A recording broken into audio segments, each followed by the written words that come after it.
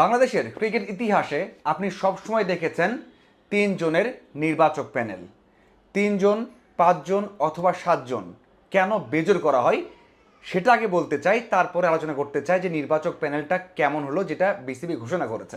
প্রথমত দেখুন, একটা দলে যদি ওপেনার দরকার হয় সেখানে তামিম অথবা সৌম্য, এই প্রশ্ন যদি আসে, একজন নির্বাচক যদি বলেন তামিম আর একজন নির্বাচক যদি বলেন সৌম্য, তাহলে দুইজনের ভোট দুটা হয়ে গেল, বাকি থাকে একজন।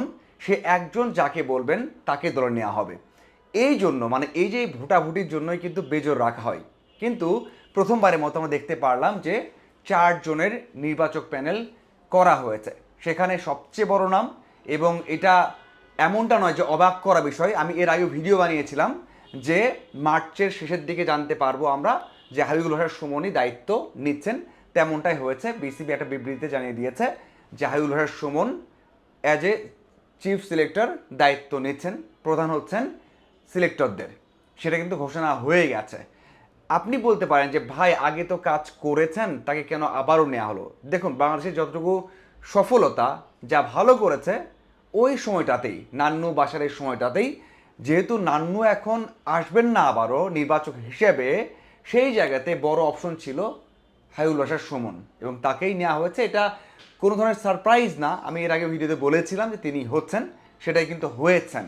এটা আপনি ইগনোর করতে পারবেন না, বলতে পারবেন না সন্দেহ আছে কেমন করবে না করবে। তবে গেল কয়েক বছর যেভাবে চলেছে তার থেকে অনেক অনেক অনেক বেটার আগে চলেছে, এবং সেটা বাসার নান্নুর সময় চলেছে। এই জন্যই বাসারেও ভরসা রাখা হচ্ছে। তিনি ১০-১২ বছর কাজ করেছেন এবং বোর্ডের সাথেই আছেন, তাকে সেই ভরসা রাখা হয়েছে এবং যৌক্তিকভাবেই রাখা হয়েছে। প্রশ্ন আসছে বাকি দুইজনকে নিয়ে। প্রশ্ন না, ওই দুইজনকে নিয়ে আমার মনে হয় সবচেয়ে বড় আলোচনার জায়গা আছে এবং আসার জায়গাটা আছে। দেখুন, হাসিবুল হক শান্ত তো সেখানে রয়েছেন, যখন ছিলেন গাজী আশরাফ হোসেন লিপু ছিলেন, তার সাথে দায়িত্ব পালন করেছেন, দুজন ছিলেন। দুজন থাকলেন এখন, বাশার এবং শান্ত। বাকি যে দুইজন, সেখানে বড় নাম নাইম।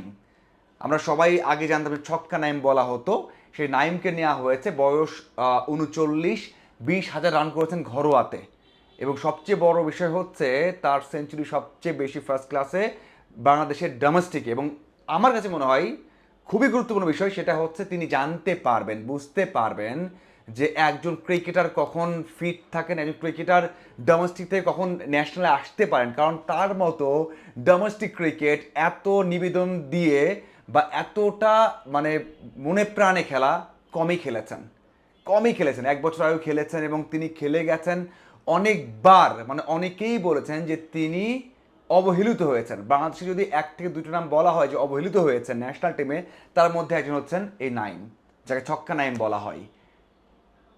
তিনি এসেছেন নির্বাচক প্যানেলে। তিনি খুব ভালো বুঝবেন যে একজন ডোমেস্টিকে একজন ক্রিকেটার কী করেন, কখন তাকে নিয়ে আসতে হবে, কখন তাকে ব্যবহার করতে হবে, কখন তাকে রেস্ট দিতে হবে, কখন তাকে ব্যবহার করা যায়, কখন কোন সিরিজে খেলানো যায়, সেটা খুব ভালোভাবে বুঝবেন। এবং তার রেকর্ড বলে দেয় যে ডোমেস্টিকের প্রত্যেকটা উইকেট, প্রত্যেকটা প্লেয়ার, সব কিছু তিনি জানেন।